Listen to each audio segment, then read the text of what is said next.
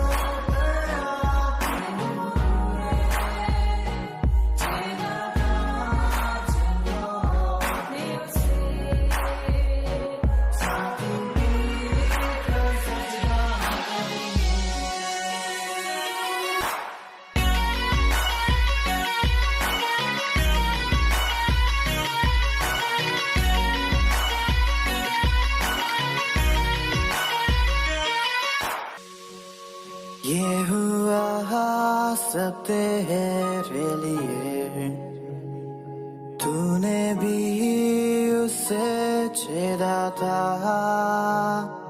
फिर भी प्यार से वो बोला था,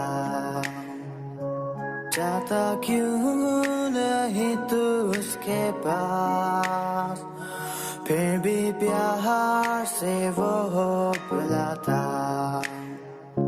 जाता क्यों नहीं तू उसके पास।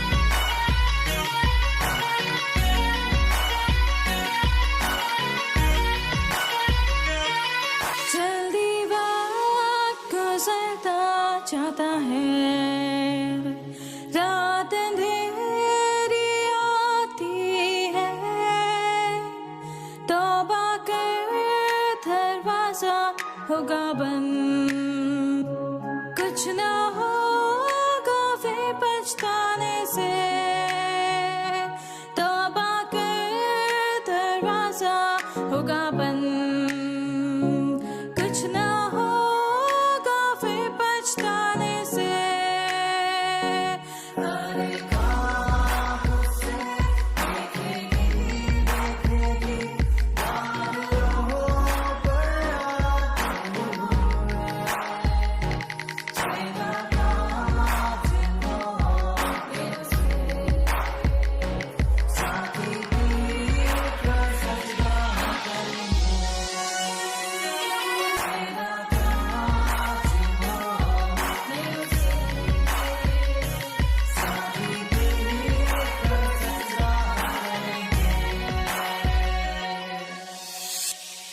प्रभु परमेश्वर का धन्यवाद हो कि परमेश्वर ने आज का दिन हमारे जीवन में दे दिया ताकि हम आपकी परमेश्वर की महिमा कर सकें, उसके नाम को ऊंचा उठा सकें।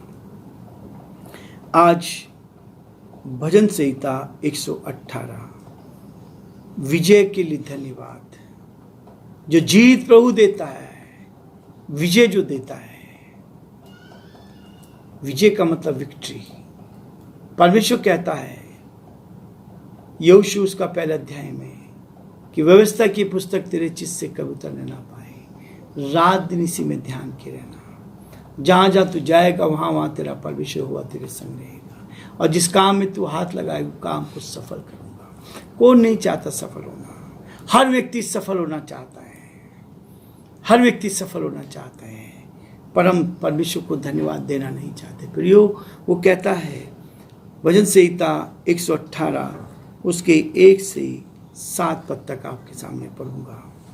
यहोवा का धन्यवाद करो क्योंकि वो भला है और उसकी करुणा सदा की है।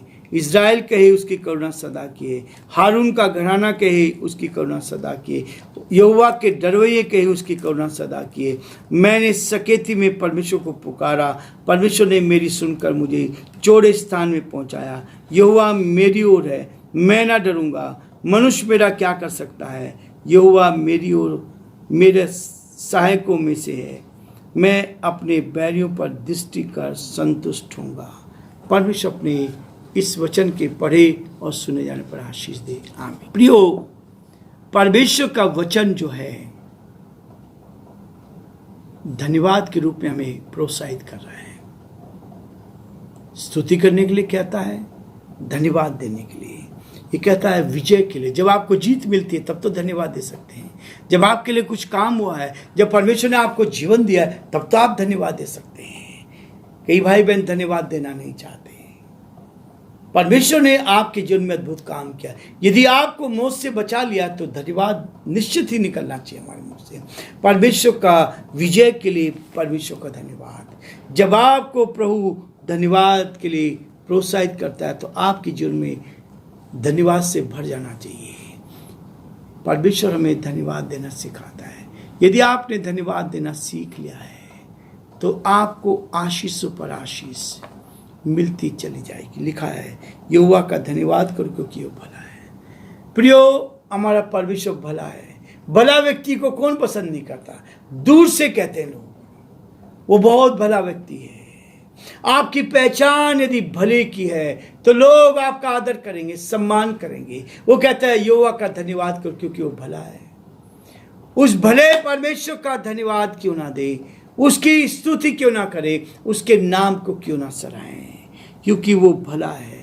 ऐसे नहीं कह रहा वो भजनकार, ऐसे नहीं कहता है, या हम ऐसे उसको धन्यवाद नहीं दे रहे, ऐसे हम उसकी उपासना नहीं करें। उसने हमारे जीवन में बड़े काम किए। लोग उस चीज को गलत समझते हैं। प्रियो, मैं आपको स्पष्ट करना चाहूंगा कि ये वचन जो है, परमेश्वर भला है और भला में व्यक्ति भले व्यक्ति के साथ रहेगा तो सीखेगा। इसलिए आशीष मिलती है हमें, इसलिए हमें आशीष, और हमारी आशीषों को लोग लालच समझते हैं।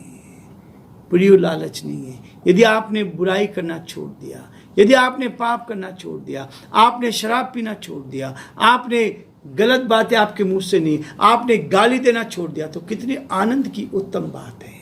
ये तो भले परमेश्वर ही करा सकता है। वो भला है, वो भला है, उसकी करुणा सदा की है। वो हमेशा तक हमारे जीवन पर अपनी करुणा बना, उसकी करुणा तो सदा की है। प्रियो, मैंने परख कर देखा, हमारे भाई बहनों ने परख कर देखा, जिन्होंने उसकी ओर दृष्टि की उन्होंने ज्योति को पाया। वो उसकी करुणा सदा की है। इज़राइल कहे उसकी करुणा सदा की, हारून का घराना कहे उसकी करुणा सदा की, यहोवा के डरवैये कहे उसकी करुणा सदा की। प्रियो, जो उसका भय मानते हैं, भय मानने का प्रतिफल बहुत बड़ा है। भय मानने का प्रतिफल बहुत बड़ा है।